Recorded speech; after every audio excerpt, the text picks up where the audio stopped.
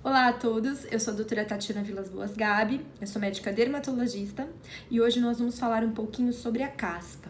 Eu acabei de dar uma entrevista para a revista Capricho sobre esse tema e, curiosamente, foi o mesmo assunto do meu blog. Toda terça-feira eu posto algo novo para vocês a respeito de cabelos, unhas e pele no meu blog. E o assunto dessa semana, curiosamente, também foi a caspa. Então eu senti de fazer esse vídeo para vocês explicando o que é isso. Bem, quando um paciente fala pra gente que ele está com caspa, normalmente esse é o termo utilizado para descrever a presença de uma doença que é bem caracterizada, é a dermatite seborreica. Então, quando ela aparece no couro cabeludo exclusivamente, isso se chama caspa. No entanto, algumas pessoas confundem a caspa com várias outras causas de descamação dos cabelos, do couro cabeludo, e acabam chamando outras coisas de caspa, outras doenças que não a dermatite seborreica. E quais poderiam ser esses casos? Por exemplo, quando você queima o couro cabeludo na praia ou na piscina. Isso acontece principalmente com pessoas que têm poucos cabelos ou que têm os cabelos muito clarinhos e esquecem de usar chapéus e bonés. Então, essas pessoas, ao se exporem ao sol, podem ter uma queimadura no couro cabeludo que depois que resolver vai descascar. Mas essas casquinhas que aparecem, elas não são caspa, elas não são dermatite seborreica. Elas são casquinhas que ocorreram decorrentes de quê? De uma queimadura.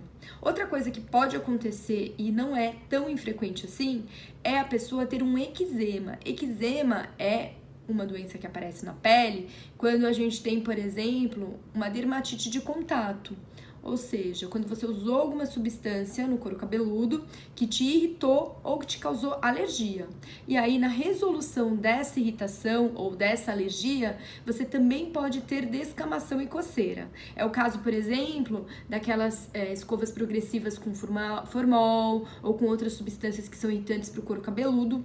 Você vai ter um aumento da descamação do couro cabeludo logo depois que você fez esse tipo de procedimento. Também pode acontecer com algumas pessoas que se tornam alérgicas a tinturas e sentem muita coceira depois da aplicação da tintura no couro cabeludo e mais pra frente observam essa descamação, que é o couro cabeludo que está se regenerando depois da dermatite. Então, como que a gente pode fazer para evitar esse tipo de problema? Então, assim, lógico, no caso da queimadura solar e das substâncias, evitar o contato e proteger do sol. Mas, caso seja caspa mesmo, caso seja dermatite seborreica, normalmente esse problema é um problema crônico. Então, quem tem já sabe que tem, né? E isso piora muito com estresse, pode piorar quando aumentam alguns hormônios ou no uso de alguns medicamentos. E aí, nesse caso, pessoal, se você tiver caspa, o indicado é sempre usar um shampoo anti-caspa. Os shampoos anti-caspas, eles têm medicamentos, além do produto propriamente dito, que é o shampoo, que vai tratar da limpeza dos fios, mas tem alguns medicamentos que vão tratar do couro cabeludo.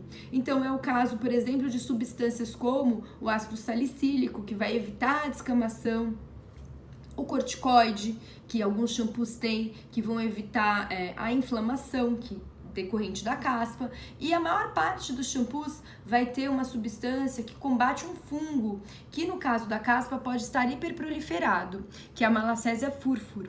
É um fungo que existe normalmente na nossa pele, existe normalmente no nosso couro cabeludo, mas que por algumas circunstâncias, algumas coisas que podem acontecer no decorrer da nossa vida, eles ficam hiperproliferados e acabam levando a esse quadro, né, contribuindo para o aparecimento aí da caspa.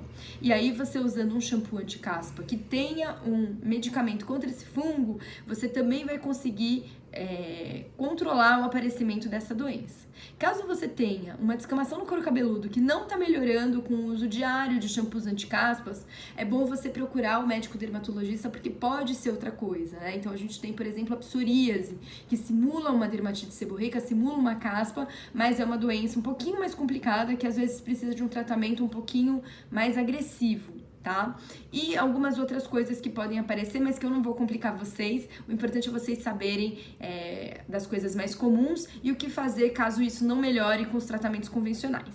Pessoal, era isso. Eu espero que vocês tenham gostado desse vídeo. Quem gostou, dá um like. Se você conhece alguém que tem caspa, compartilhe esse vídeo com essa pessoa. Tenho certeza que vai ser bastante útil, tá bom? Um beijo, pessoal. Até a próxima. Tchau, tchau.